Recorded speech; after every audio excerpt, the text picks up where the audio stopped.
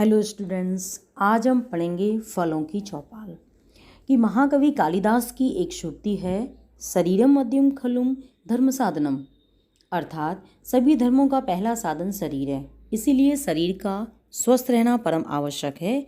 यदि शरीर स्वस्थ नहीं हो तो मन स्वस्थ नहीं रह सकता, मन स्वस्थ नहीं है तो विचार स्वस्थ नहीं होंगे।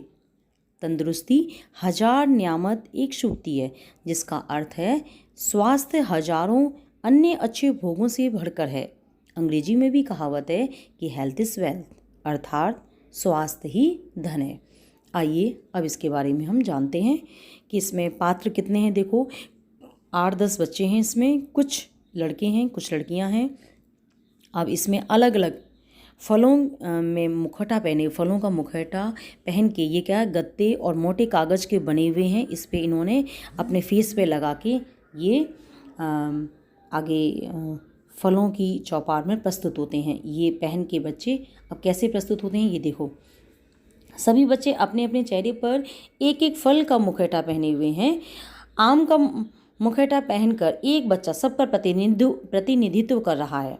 उसकी बाईं तरफ एक लड़का केले का मुखौटा पहने हुए है और दाईं तरफ एक लड़का संतरे का मुखौटा पहने हुए है।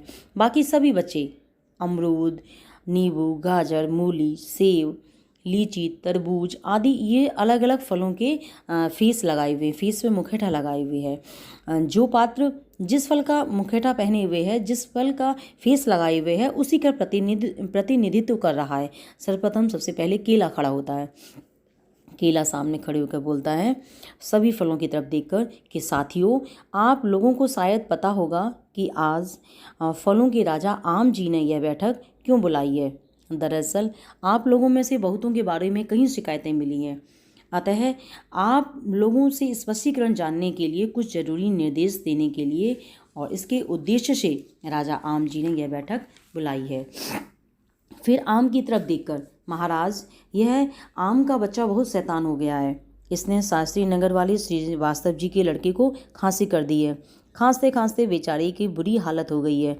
तो श्रीवास्तव जी ने 2 रुपये के अमरूद खरीदे थे, उन्हें 20 रुपये के कफ सिरप खरीदनी पड़ गई। उनका बेटा बीमार हो गया है।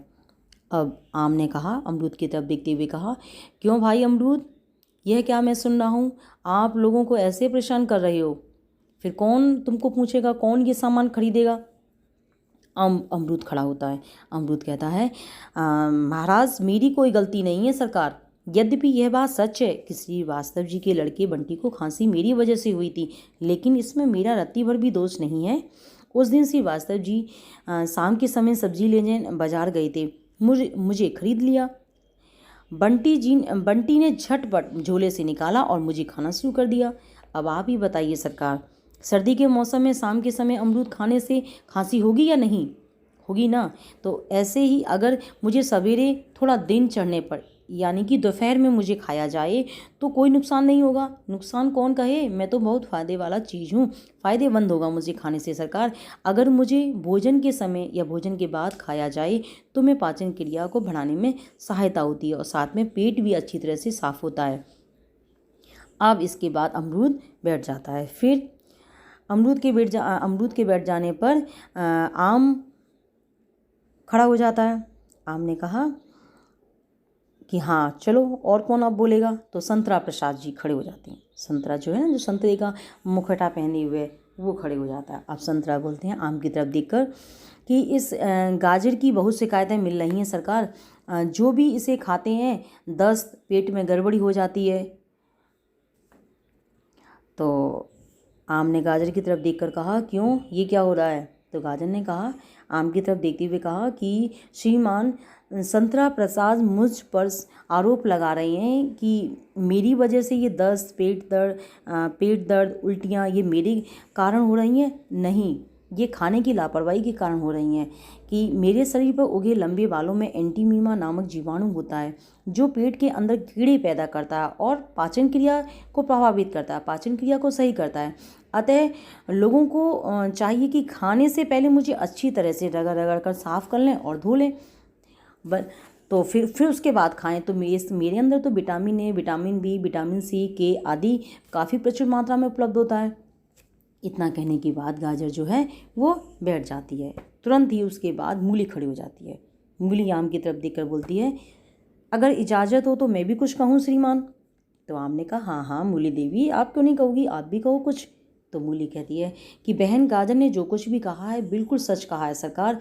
गाजर की बातें काफ़ी हद तक मेरे ऊपर भी लागू होती हैं। मेरे शरीर पर भी ये रोए होते हैं, उनमें काफ़ी घातक जीवाणु होते हैं, अतः मुझे भी खाने से पहले अच्छी तरह से धो लेना चाहिए। इतना कहकर मूली जो है वो बैठ जाती है। इसके बाद क्या है, एक छोटा सा बच्चा, कौन, जो अंगूर का मुखौटा पहने हुए है, वो पीछे से आगे आता है और आम की तरफ हाथ जोड़कर नमस्कार करता है और कहता है कि श्रीमान केला जी हमारे बुजुर्ग हैं, जो कह रहे हैं लेकिन सच्चाई प्रदर्शित कर रहे हैं सरकार, कि गुणों के मामले में मेरा कोई जवाब नहीं है। मैं देखने में जितना छोटा हूँ उतना ही अधिक फ़ायदेमंद हूँ। Vitamin A, vitamin B, vitamin C, protein, वसा, कार्बोहाइड्रेट, कैल्शियम, फॉस्फोरस, लोहा आदि मेरे सभी उपयोगी गुण हैं, ये मुझ में उपलब्ध हैं।